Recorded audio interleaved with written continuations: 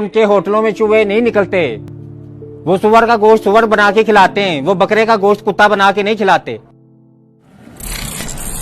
मेरी बात सुनो, सिगरेट नहीं पिलाते तो चाय पिला दो यार, कितनी ठंड लग रही है। जिन मुआशरे में रहने की हम ख्वाहिश करते हैं वहां पे वही होता है जो वो कहते हैं। वहां पे अगर वो कहते हैं ना कि खुलेआम सेक्स करो तो वो खुलेआम कर भी रहे हैं। फिर ऐसा नहीं है कि हमारी तरह कहते हैं कि सेक्स ना करना, ओए होए बेहयाई, ओए बेगैरती, ओए कंजर मुआशरे से निकाले हुए नहीं कहते।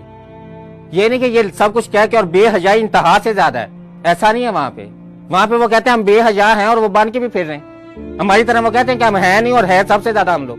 वहां पे अगर वो कहते हैं ना कि यहाँ पे इंसाफ मिलेगा, यहाँ पे अमीर और गरीब के लिए एक ही कानून है, अगर वो कहते हैं तो वो है भी उनके लिए।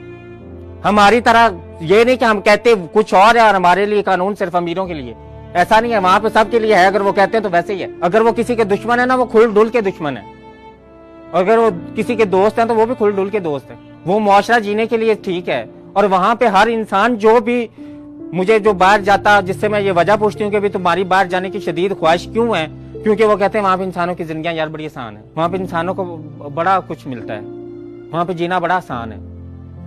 वो काफिरों के मुल्क में हम लोग ये कह रहे हैं और हम मुसलमान नबी पे जान शर्मिंदा तो होते नहीं हम लोग। तो वो इल्म और शऊर और तालीम और इंसान और अशरफुल मखलूकात वो किस लिए सबक पढ़ाए जा रहे हैं हमें? वो किस लिए पढ़ाए जा रहे हैं जब हमें उनको कहीं अमली जिंदगी में इस्तेमाल करने की जरूरत ही नहीं है और हमारे मुआशरे में उसके लिए कोई जगह भी नहीं है। तो क्यों हमें ये सब कुछ सिखाया जा रहा है?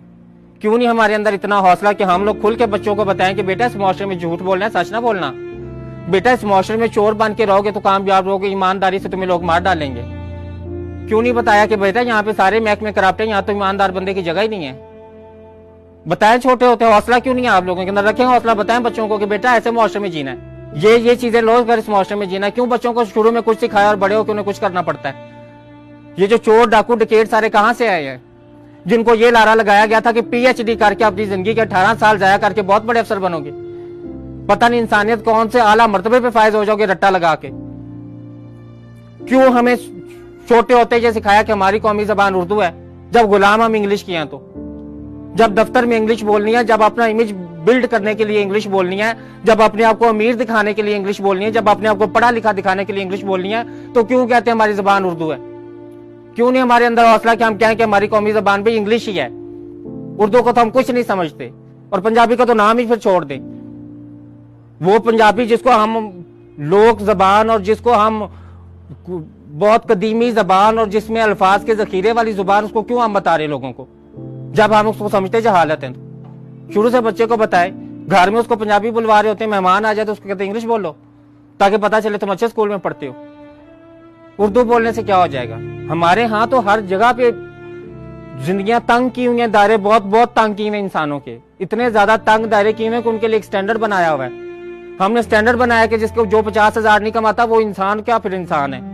वो तो एक घटिया इंसान है, उसका तो मुआशरे में जीने का कोई हक ही नहीं है। ये भाई इंसान अपनी तरफ से फैसला हमने कर लिया कि ये गुनहगार है।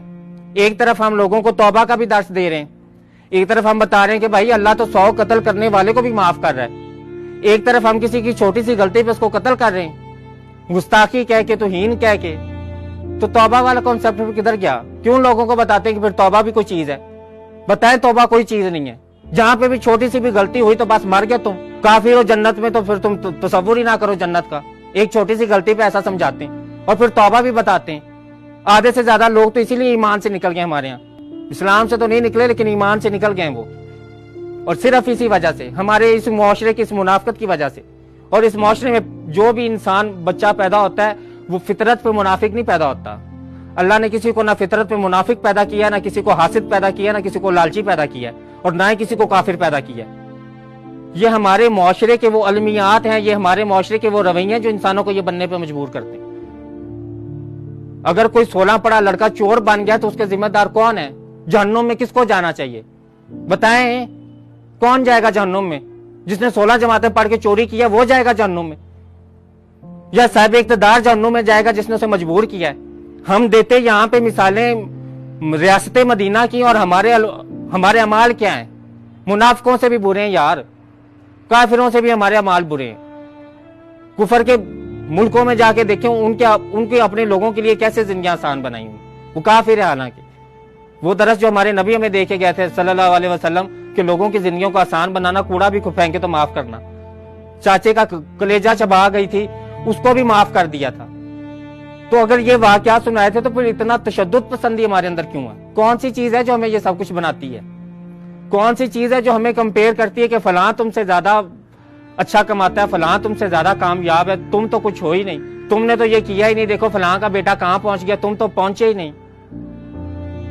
کہاں پہنچنا تھا اس نے؟ تو اس مائنڈ سیٹ سے نکلا ہے. ہماری زندگیوں پہ رحم کریں, آنے والی نوجوان نسل پہ رحم کریں, آگے آنے والی اس نسل پہ رحم کریں جس کو یہ سوچ کے آپ پیدا کر رہے ہیں کہ اس کا رازق تو اللہ تعالیٰ ہے. ہماری ذمہ داری تو صرف پیدا کرنا تھی. ہماری ذمہ داری پیدا کرنا نہیں, اس کی تربیت کرنا بھی تھی, اس کی شخصیت بنانا بھی تھی.